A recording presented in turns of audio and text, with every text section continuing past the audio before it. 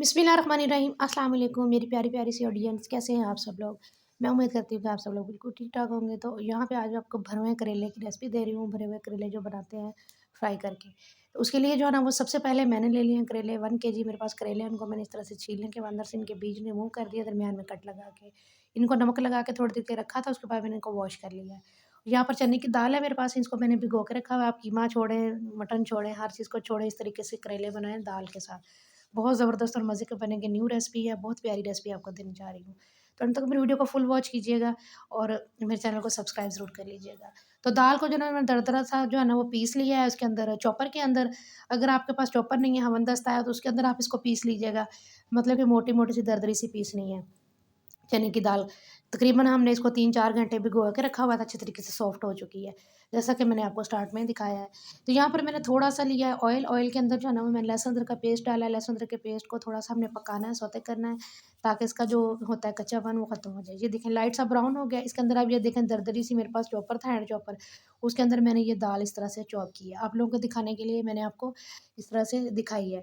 तो इसको अच्छे तरीके से जो ना आपने लाइट सी हल्की सी फ्लेम करनी है। फ्लेम के ऊपर आपने इसको अच्छे तरीके से भूनना है।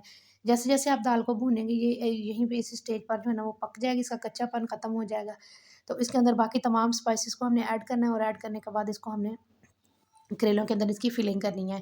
तो आपने मेरी वीडियो को एंड तक फुल वॉच करना है। फुल रेसिपी दूँगी, आप को एक बार मेरे तरीके से ज़रूर बनाइए। इंशाल्लाह ताला आपको बहुत अच्छा मेरी रेसिपी का फीडबैक आप मुझे देंगे। तो यहाँ पर जो है ना मैंने पानी का थोड़ा-सा छींटा लगाया है। थोड़ा-सा छींटा लगाने के बाद थोड़ी देर जो है ना वो हमने यहाँ पर इसको कवर कर देना, ताकि थोड़ा-सा जो है ना वो हमारी दाल के अंदर जो कच्चापन है ना वो ख़त्म हो जाए और थोड़ी-सी सॉफ्ट हो जाए। हल्का से हमने इसको सॉफ्ट करने के लिए थोड़ी देर के लिए 2 1 से 2 मिनट मैंने इसको कवर कर दिया। आपके सामने मैंने 2-3 चम्मच ही पानी डाला है, ज़्यादा पानी नहीं डाला। तो ये देखिए माशाल्लाह से इसका पानी ड्राई हो चुका है। इस तरीके से आपके सामने देख रही हूँ, फुल रेसिपी बना रही हूँ आपके सामने। तो जो लोग मेरे चैनल पर न्यू हैं, मेरे चैनल को सब्सक्राइब कर लीजिए और मेरा channel Sadaf ideas cutting and stitching का है, आप जाकर उसको भी सब्सक्राइब कर लीजिए। तो ये देखिए माशाल्लाह से हमारी दाल जो है ना वो तकरीबन गल चुकी है। जैसे ही आपको पता चल जाए कि हमारी दाल जो है ना वो सॉफ्ट हो चुकी है, इसका कच्चापन खत्म हो चुका है, तब हमने इसके अंदर बाकी तमाम स्पाइसेस डालने हैं। स्टार्ट में इनके अंदर तमाम स्पाइसेस ना डाल दीजिएगा, अदरवाइज़ ये नीचे लगना शुरू हो जाएगी, फिर आपसे हैंडल नहीं होगी।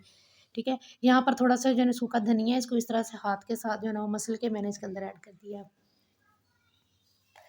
या आप मोटा-मोटा इसको पीस भी सकते हैं, जैसे आपको अच्छे लगे आप कर लीजिएगा। यहाँ पर प्याज़ हैं, 2 मीडियम साइज़ की प्याज़ थी, जिनको मैंने बारीक चॉप कर लिया है उसी चॉपर के अंदर। ठीक है? इसको इसके अंदर डालेंगे, इसको हमने मिक्स करना है। थोड़ा-सा प्याज़ का जो है ना वो हल्का-सा पानी जो है ना वो ये प्याज़ छोड़ेगा, तो वो इसी दाल के अंदर जो है ना उसको गलाने में मदद देगा और इसी में जो है ना उसको हमने जो है वो खुशक कर लेना है।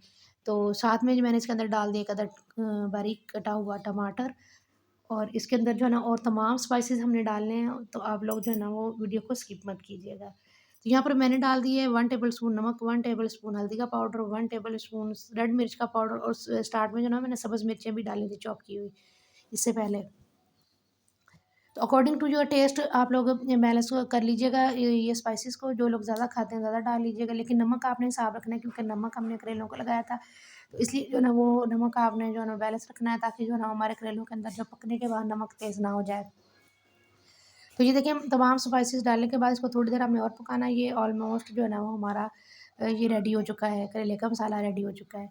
तो यहाँ पे एंड पे मैंने कसूरी मेथी इसके अंदर ऐड कर दी है, और ऐड करने के बाद इस मसाले को मैंने जो है ना वो अच्छे तरीके से भून लेना है। लग रही है ना आपको मेरी रेसिपी मज़े की और अच्छी-सी? अगर लग रही है अच्छी, तो जल्दी से मेरे चैनल को सब्सक्राइब कर लीजिए, ताकि मेरी तमाम ऐसी आने वाली वीडियोज़ का नोटिफ़िकेशन सबसे पहले आप लोगों तक पहुँचे और आप मेरी रोज़ इस तरह से मज़े-मज़े की न्यू-न्यू वीडियोज़ को एन्जॉय कर सकें।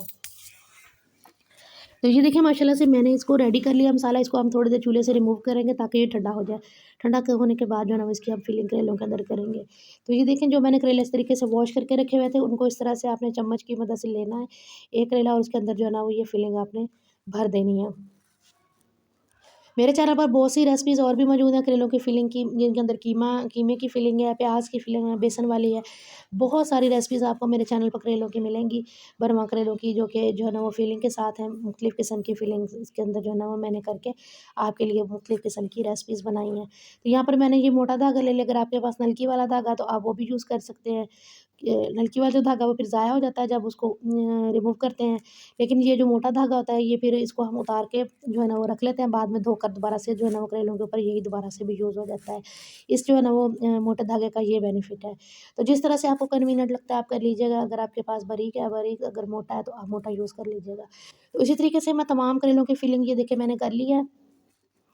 और ये देखिए मैंने मेरे साथ यहाँ पे ये ऊप्स हुआ कि मैंने यहाँ पे रखा ऑयल गर्म होने के लिए, तो वो मैं बाहर चली गई बच्चों को देखने के लिए, तो ऑयल के नीचे जो है ना वो गैस पता नहीं पीछे से गैस का प्रेशर थोड़ा-सा ज़्यादा हो गया, तो ये देखिए मेरा बर्तन साइडों से ना स्टेनलेस स्टील का था तो इस तरह से हो गया है। सॉरी सिल्वर स्टील का था। तो ये इस तरह से जो है ना वो हो चुका है, चलिए ख़ैर अब कोई बात नहीं है, आप लोग इसको इग्नोर कर दीजिएगा, मैंने इसलिए आपको बता दिया कि ये बर्तन के साथ क्या हुआ है।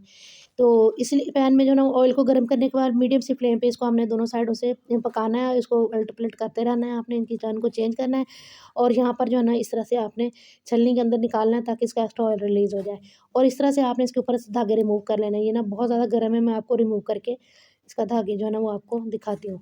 फाइनल लुक आपके साथ शेयर करती हूँ।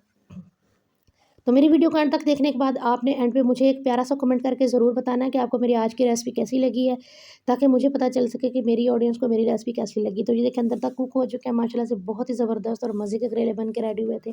आप एक बार मेरी रेसिपी को मेरे तरीके से ट्राई ज़रूर कीजिएगा और मुझे एक प्यारा सा कमेंट करके फीडबैक ज़रूर दीजिएगा कि आपको मेरी आज की रेसिपी कैसी लगी है। ज़्यादा आपने इनको फ्राई नहीं करना, अदरवाइज़ ये काले हो जाएँगे और ये कड़वा कड़वा सा टेस्ट फिर करेलों के अंदर आएगा। तो फिर हमने कहना है कि ये हमारी रेसिपी सही नहीं बनी। अपना बहुत सारा ख्याल रखिएगा, दुआओं में याद रखिएगा। Thanks for watching the video.